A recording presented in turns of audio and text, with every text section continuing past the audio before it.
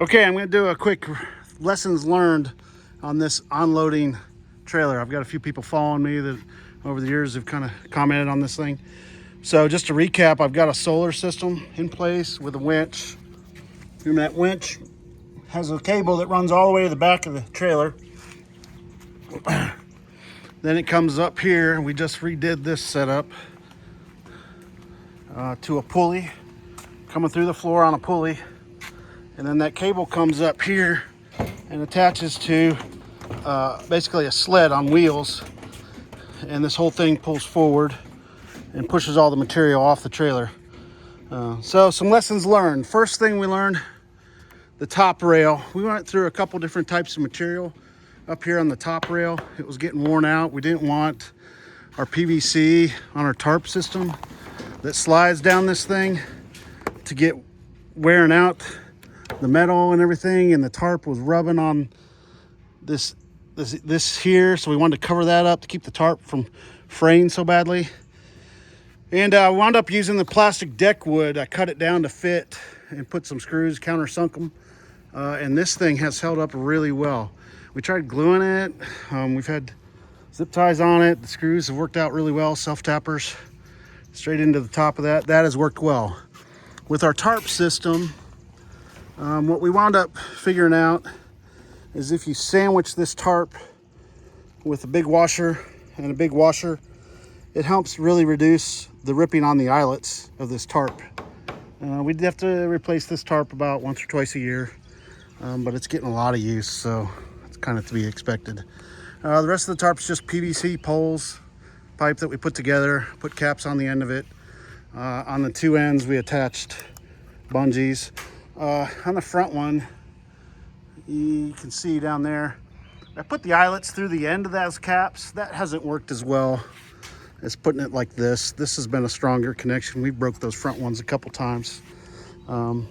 Okay, with the sled, originally I had like a solid wood floor, and the problem with that was that wood floor, if stuff got stuck underneath it, you couldn't get to it. So we wound up making a floor that we could pull up, and there you can see our wheels on our sled, and that way we can access the wheels. If anything's stuck under there, we can pull that up and get to it real quickly. The winch cable, we've gone through a couple different cables. This is our second rope. The rope will kind of smash and get flat and kind of look like crap, but it really has held up really well and done good for us. I think it's held up better than the cables, and we just like it better than the cables. So we've decided to stick with that. When you order a rope and it's good, order another one and keep it in the truck. That way, if it breaks, you can fix it tonight. It's not a big deal.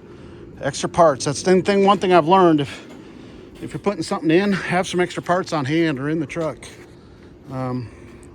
If you see those little, that's another thing on the sled, is I cut these little rubber things down here, and those will just keep stuff from getting down underneath that. But originally we did plywood and they kept breaking. You get something, but then we put this like flexible rubber.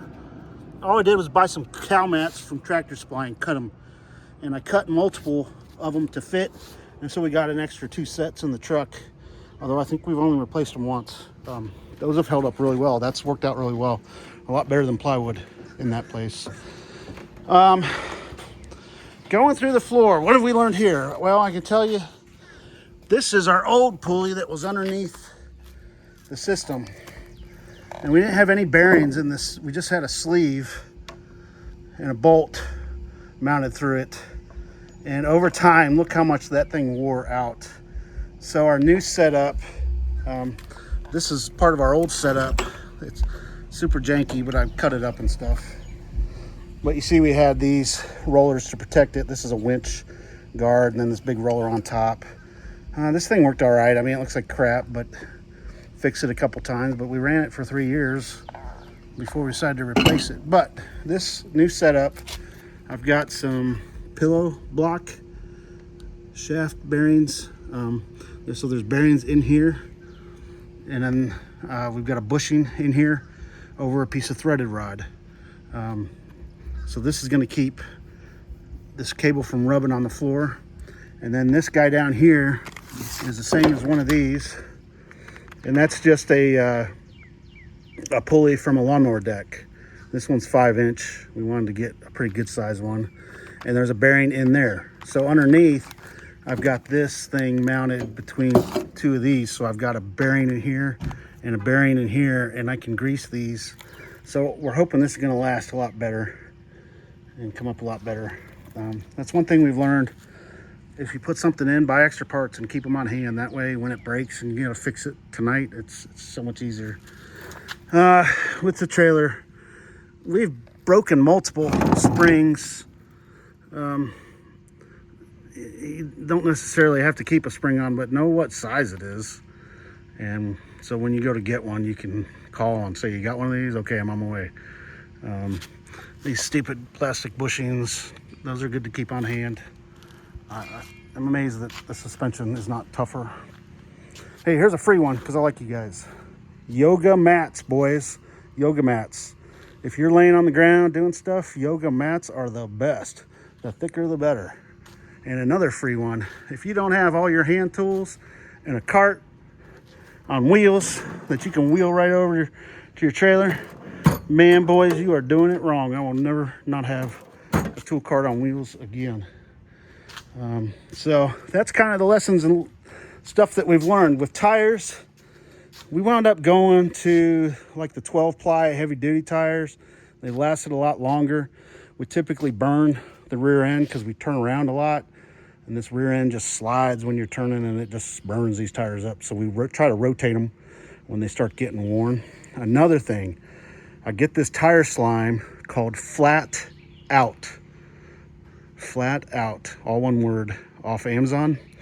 Dude, it is worth the money. We will take one of these tires off when it's completely worn down. We just swapped these two, and that one was on back, and it had 9 nails or screws, who knows, whatever in it. But that foam would seal those things up and just keep wearing them. And that tire was holding there when we took it off with 9 things sticking out of it. Like the heads had completely worn off. Couldn't tell if it was a nail or screw or what.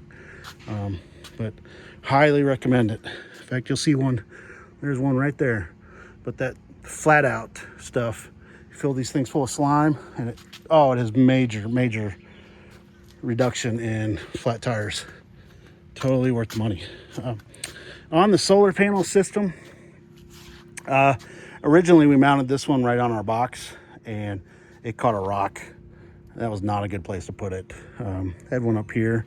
This one's done fine, but ultimately we weren't enough power, so we put a bigger one over here and kind of tied them all in. And now we run this winch once a day, 5 days a week, and battery's good to go. No problems with the battery charging. Our pigtail up here, we've gone through a couple of these pigtails. Finally, I bought this box and it's got junction terminals inside of it to the pigtail. That has worked out really well. Get everything out of the rain. These were too long. I couldn't get them inside the box. But we were getting some bad connections there for a while. So those are some of the lessons and things we've learned. Also, with this system up here, when you get this thing stretched all the way out, these sometimes would blow around on the highway, and we wound up just using a lot of these just to stretch it over.